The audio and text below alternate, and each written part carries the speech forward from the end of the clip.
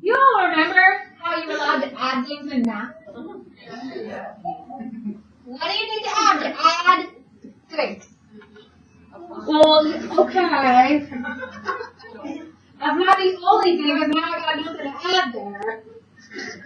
Can I add that? What do I need to have to add? Okay, so if I change it, can I add that? You have to have like terms.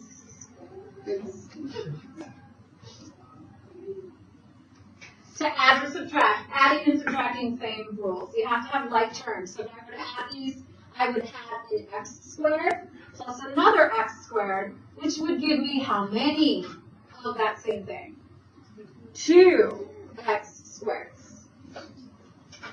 So you add how many we have, keeps the term the same. And with fractions, what is our like part? The denominator. Okay, now with radicals, the like part is that we have the same index and the same thing underneath the radical. So in this first one, I have like terms. So I'm going to say this the way I would say it. I have a 4th root of 10 plus 7 more 4th root of 10s. Can you tell me how many 4th root of 10s I have? 8. 4th root of 10s.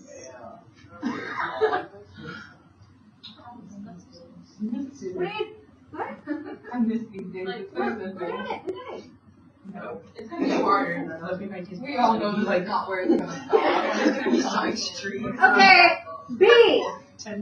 I've got 2 8 to the 1/5 plus 10 8 to the 1/5. What do I have? 12 8 to the 1/5. Do not overthink it. C. I've got the cube root of 54 minus the cube root of 2. Why are you making those noises? They have the same index, the cube root. They're both cube root, but what's wrong? They don't have the same number under the radical. But,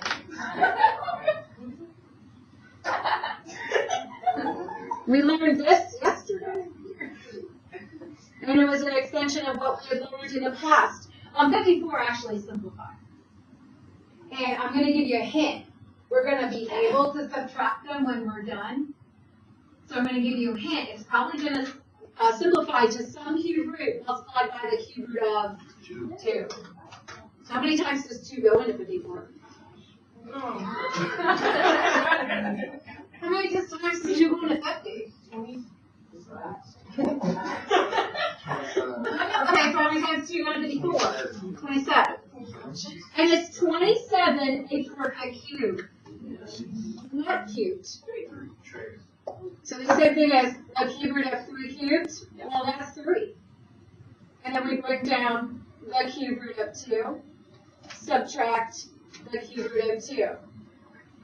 But I'm going to rephrase how I'm saying it.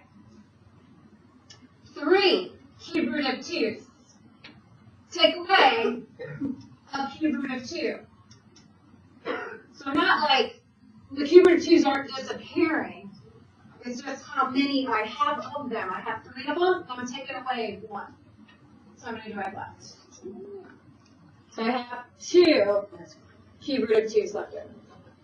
It's not that one. So I've got 3 U tries. Yeah, on the next page. We're not there yet. You try the next 3. You try the next 3.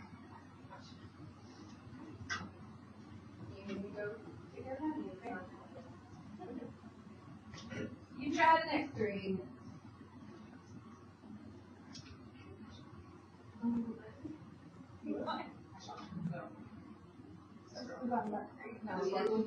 No. I'm disappointed. I took my sparkly pen home yesterday. That's another move, right? If you don't know, then your handwriting is clear enough. Oh. It's not. Yeah, I know it's supposed to be mine, but you didn't know. I think so. No, you might. I was thinking that.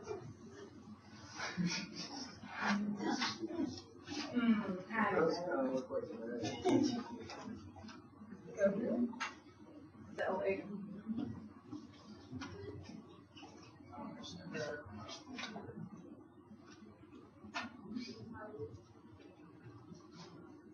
Okay.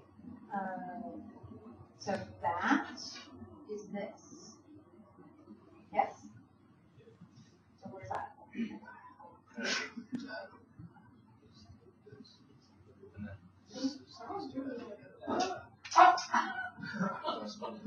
Okay, and so what's the answer to this one?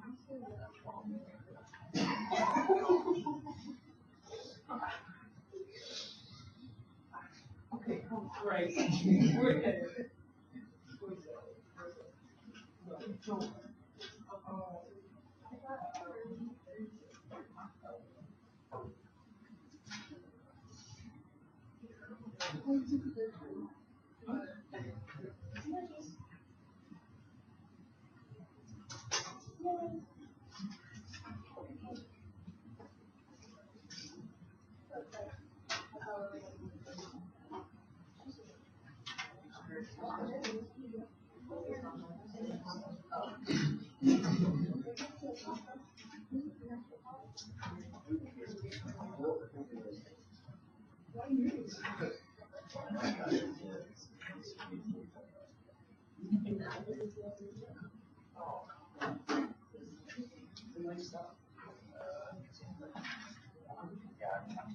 Okay, I'm about to see if everybody else got it.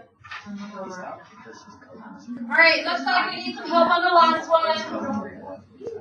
You all did good on these. 6 fifth root of 12 and 12 multiplied by 9 to the 2/3. Excellent job on those. Now the third one, these are not the same root, but we need to make them the same root so we can add them together. 5 doesn't break down, but 40 does. So when you see that 5 over there, it's kind of giving you a hint that there might be a 5 over here. Well, how many times does 5 go to 40? 8. Good, and I saw that on Pickers, I saw that. Well, then we kind of got lost of what we're supposed to do from there. So 8, if you're not sure, you can factor 8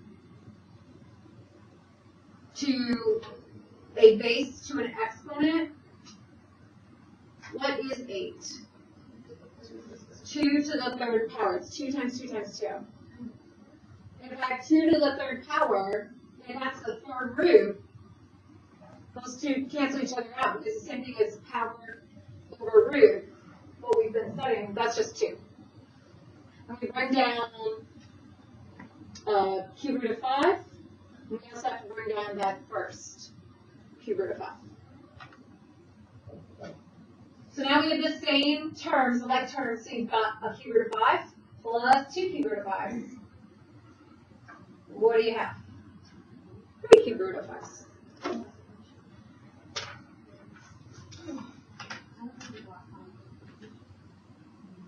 Okay, everybody ready? Go ahead and turn the page. This is where I'm really going to use the colors on this page.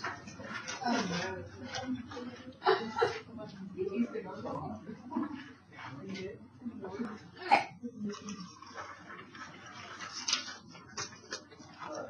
Now at the top we've got some rules, and these all have to do with, you can look at below variables. When we're doing roots of variables, there's this extra little rule that's kind of important.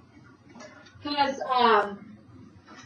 I can't take the square root of a negative number, right? It's always positive when it comes out. So they're explaining here, if we're doing the square root of something like x squared, do you know what the square root of x squared is? It's x, yeah. But what if x was originally negative 5?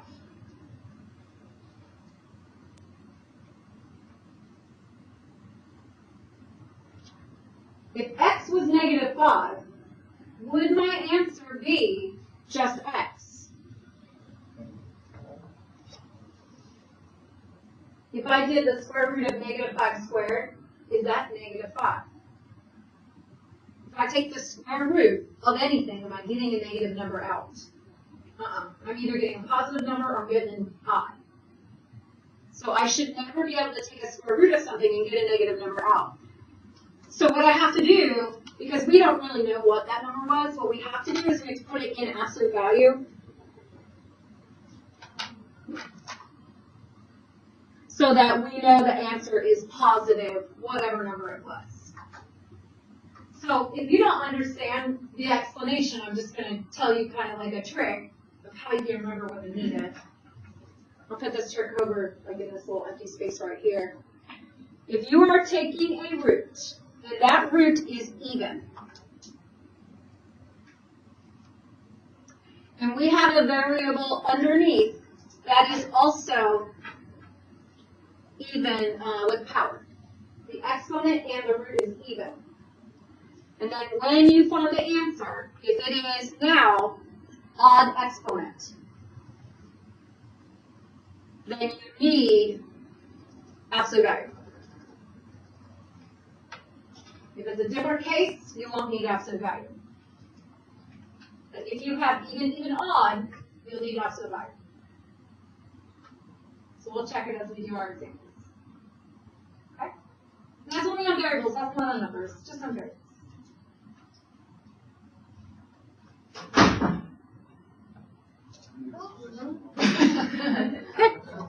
I might be too loud. But somebody pushed Cyrus just a minute. Oh, okay. First one, simplify the expression. We have numbers and variables. I think it is best if we separate cube root 64 and separate the cube root of y to the 6. I would separate this first. I think it's easier to think about the numbers and variables separate. We kind of do them different ways. And then, is 64 a perfect cube? Can I take the cube root of 64? Is it something times itself, 64? What? 4 times 4 times 4. So the cube root of 64 is 4. For variables, it's not always so easy to figure it out, like numbers. So what I do is I convert to fractional exponents.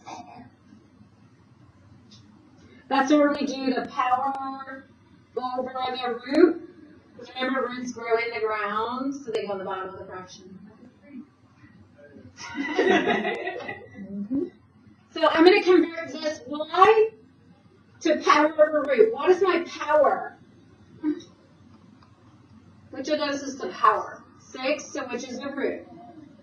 3. So we do y to the exponent of 6/3. And then what does 6/3 turn into? What's 6 divided by 3? 2. Wait.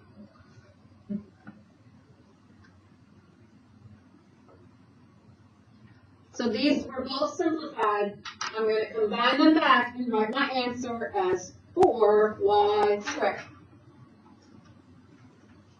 And then we will check this absolute value rule. So in the original question, did it start with even root?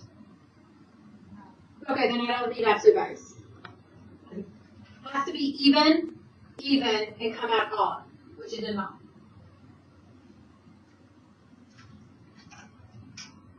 Next example, we're going to separate the variables, and this is by a quotient, so we're going to do a division.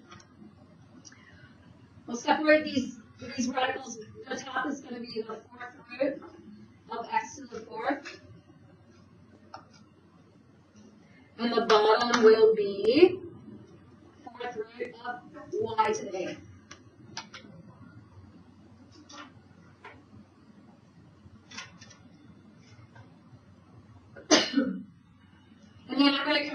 this to exponential form.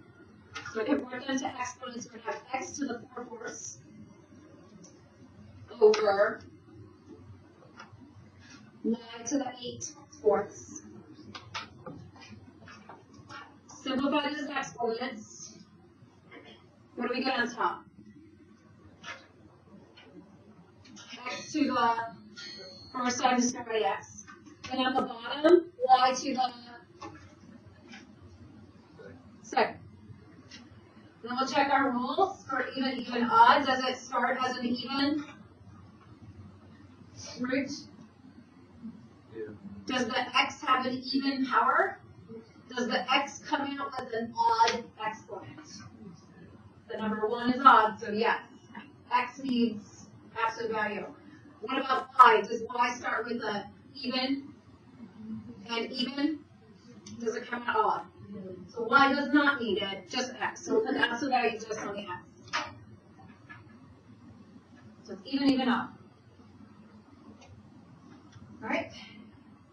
Do 3 more examples, we'll get them.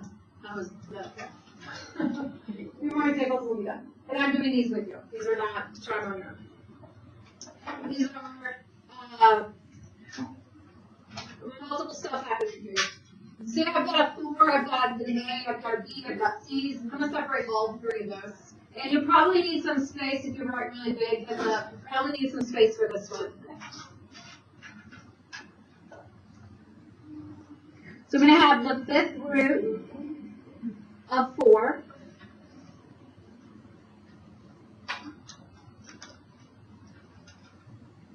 I'm going to have the 5th root of a to the 8th. We're doing power of root for each of these. The 5th root of b to the 14th. And the 5th root of c to the 5th. Questions about that?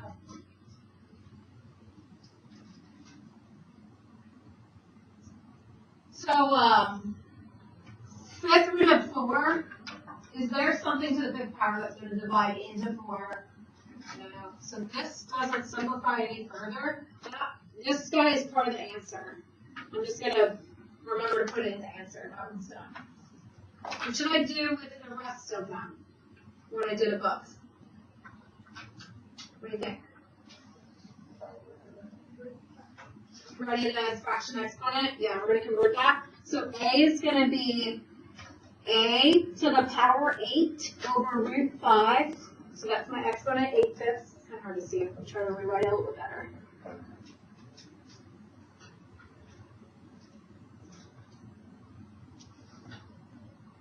Okay, and then b is going to be b to the 14/5.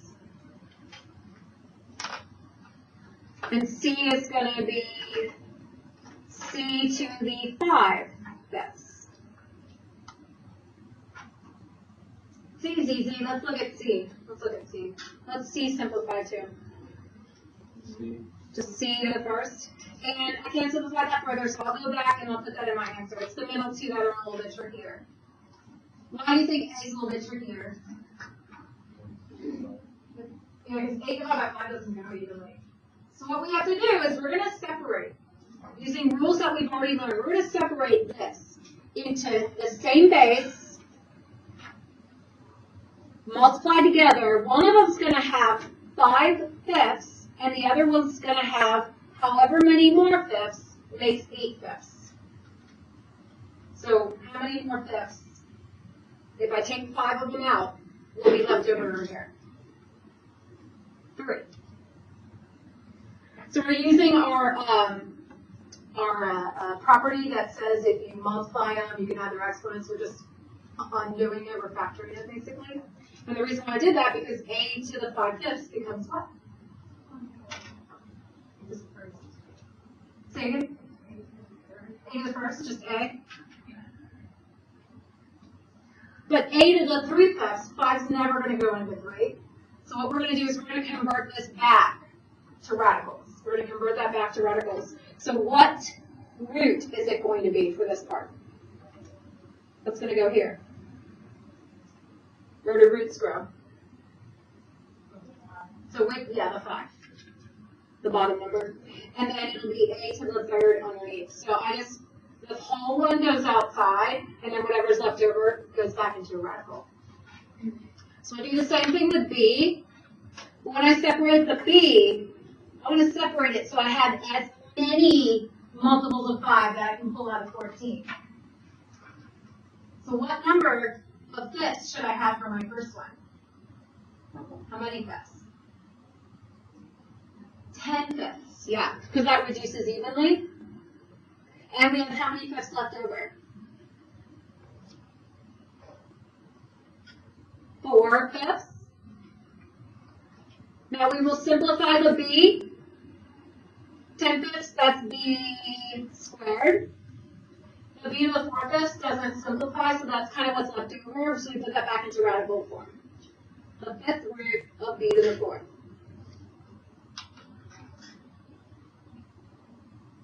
So now we have all of the simplified pieces. We put it all back together with one radical. So anything that's not under the radical goes in front. So I have an A and a B squared and a C not under the radical. Then I've got my fifth root. And all the stuff that's under radicals goes under that. So there's that 4 up there that I didn't do anything with. There's A to the 3rd power, there's B to the 4th power, and no C's. So that would be our answer. You just have to check absolute value.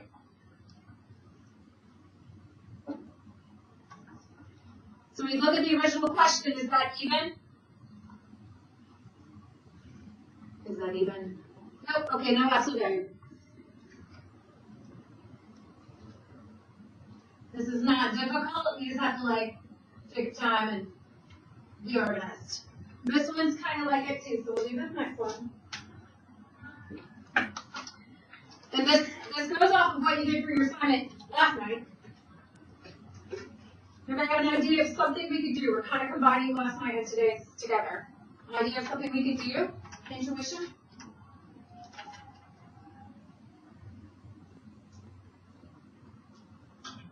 What do I do with the variables that were under the radical over here?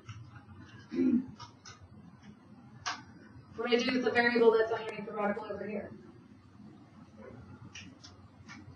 What did I do? From here to here, what did I do, guys? I put it as an exponent instead of a radical. It's easier to see as an exponent. So I'm going to take this y. I'm going to rewrite it as y to the 8/3.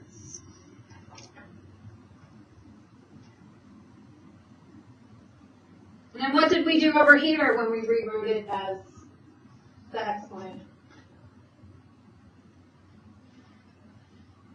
Go to our steps over here. Should come next.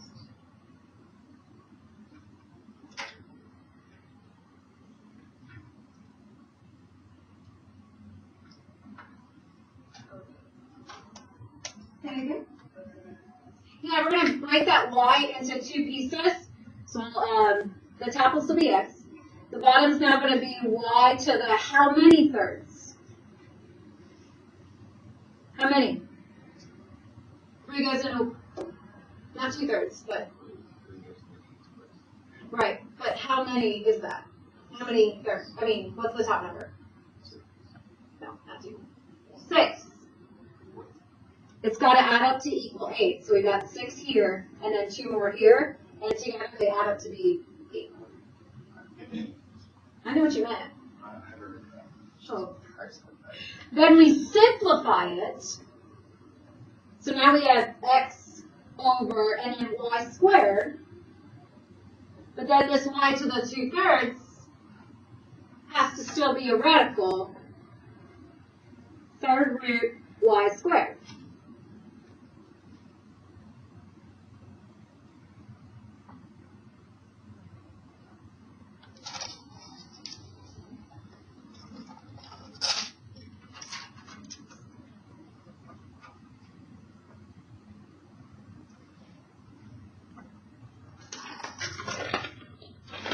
making it bigger. That was my last step that we had. Is this my final answer? Why? Can't have a radical denominator. So we have to multiply by something. It just has to be enough to make this cube root a perfect cube. So that's all you have to take care of is this part right here. So what should I multiply by? It's got to be a cube root. What should I multiply by? Cube root of? How many more y's do I need? One more. And it has to be same on top and bottom. So on top I'll have x cube root y. On the bottom I'm going to have y squared cube root y cubed. And still have a radical down there.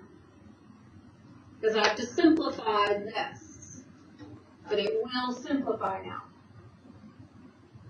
What does this become right here? Cube root of y cubed. What is that? Y to the third power, third root. What is that? Come on! Y to the first. Okay, so I have this y squared that's sitting right here. And then I have this now y to the first. So my final answer is x cube root of y over y to the third. That would be my final answer. So if you struggle with this stuff, you definitely should come see me tomorrow. You don't have to hurry up and submit it or cheat off your neighbor and just submit your answers. Like, you can come in tomorrow saying, hey, I didn't fill out number 16, 45, and 52. I need help. You know, you could do that, or you could come see me in Sunnyvale too. The last one's pretty quick. Last one's pretty quick. It actually looks harder than it is. I'm just going to draw this paper. I'm going to separate the numbers and the variables that are like.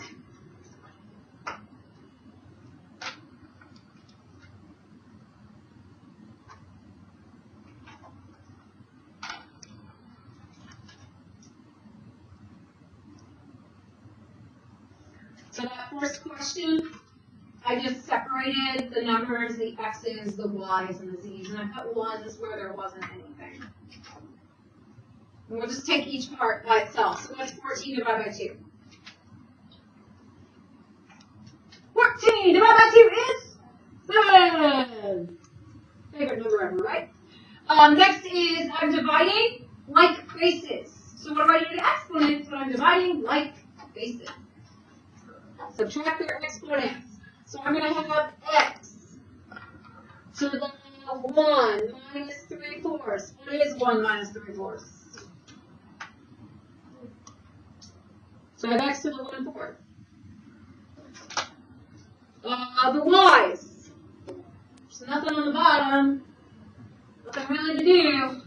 The y doesn't simplify. It's just y to the 1/3. The z. There is something to do with the z. What should we do with the z? Reciprocate it. So what's the negative? Where's that put it?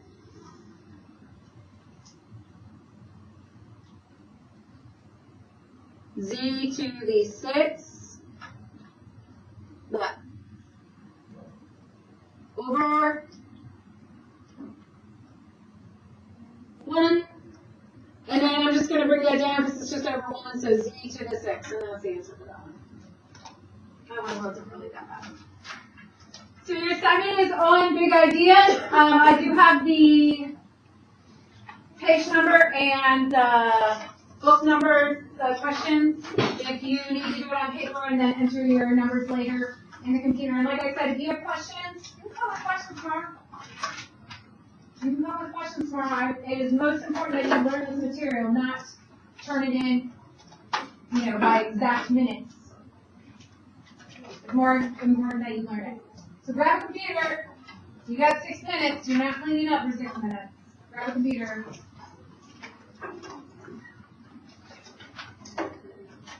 Or grab a book and start doing